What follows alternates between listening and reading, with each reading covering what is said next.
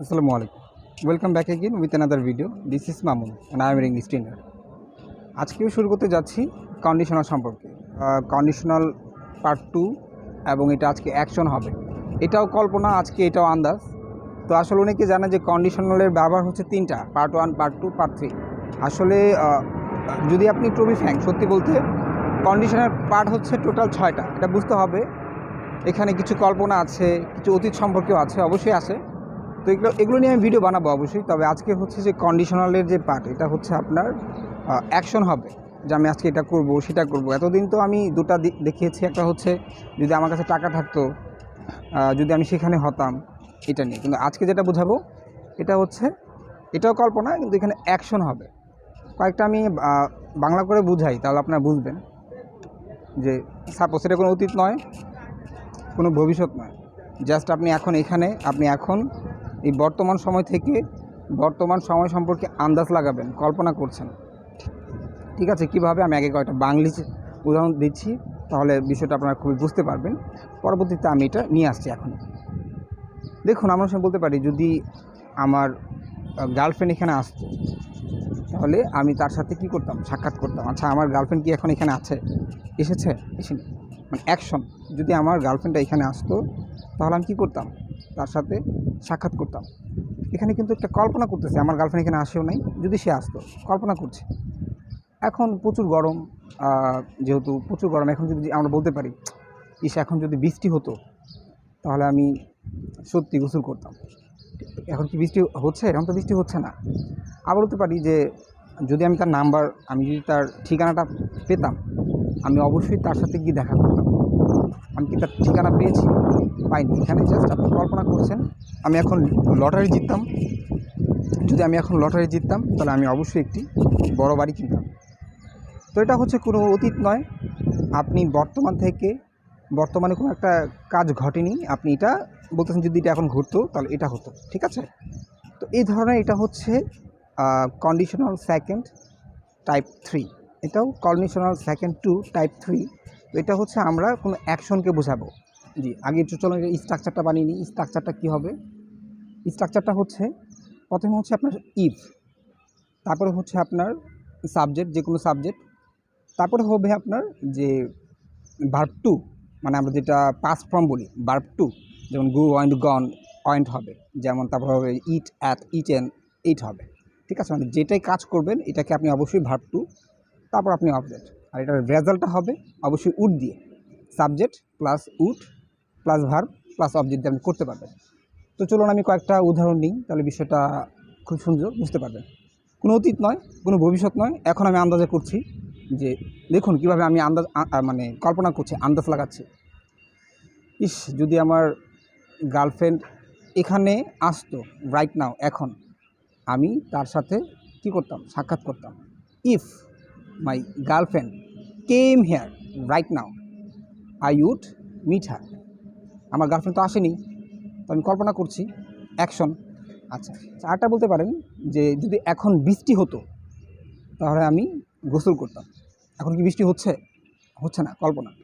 If it rained right now, এখন, যেহেতু rained এখানে ভার্ব টু হয়েছে, I would take a bath, আমি গোসল করতাম। মানে গোসল তো আর করা যায় না, নেওয়া হয়, এই জন্য টেক হয়েছে।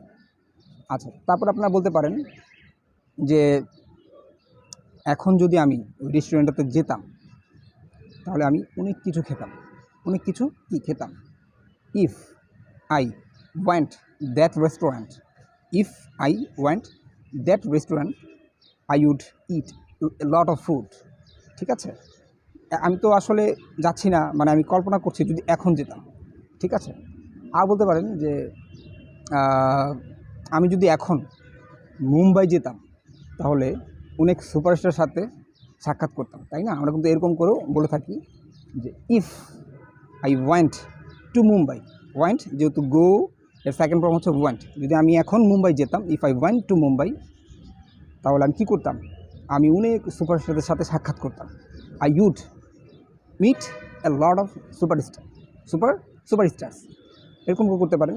তারপর আপনারা বলতে পারেন যে যদি আমি এখন তার অ্যাড্রেসটা পেতাম, if I got his address, get শব্দটা তো পাওয়া, এখানে যে ভার্ব টু এটা গট হয়েছে, তাহলে আমি তার বাসায় যেতাম। I would go his house, আমি তার কী করতাম, তার বাসায় যেতাম। যদি আমি এখন লটারি জিততাম, if I won a lottery I would purchase a big house, আমি একটি অনেক বড় বাড়ি কিনতাম। আমি তো এখন লটারি জিতিনি, আমি কল্পনা করছি, আমি আন্দাজ করি যদি আমি এটা জিততাম। আরও কয়েকটা উদাহরণ দিচ্ছি। তারপর আমি বলতে পারি যে যদি এখন শাহরুখ খান এখানে আসতো, right now, if the superstar Shahrukh Khan, Salman Khan came here, তাহলে আমি কী করতাম, আই উড তাহলে আমি কী করতাম, আই উড হাগ হিম, আমি তার সাথে আলিঙ্গন করতাম অথবা খোলাখুলি করতাম, এরকম হতে পারে, ঠিক আছে। অথবা আপনি বলতে পারতেন যে ইফ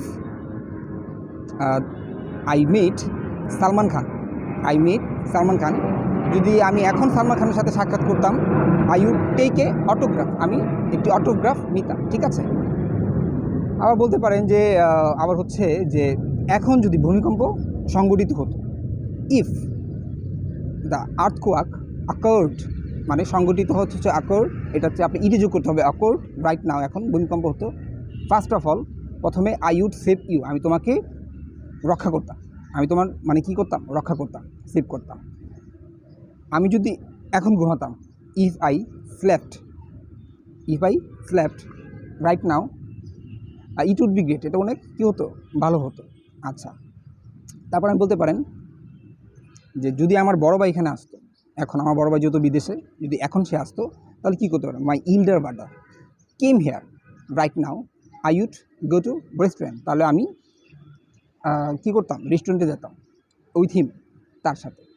তো এভাবেই হচ্ছে আপনি এটা করতে পারবেন, এটা কোনো অতীত নয়, কোনো ভবিষ্যৎ নয়, আপনি বর্তমান সময় সম্পর্কে বর্তমান সময় দিয়ে আপনি আন্দাজ লাগাচ্ছেন কীভাবে আপনি যদি এটা করতেন।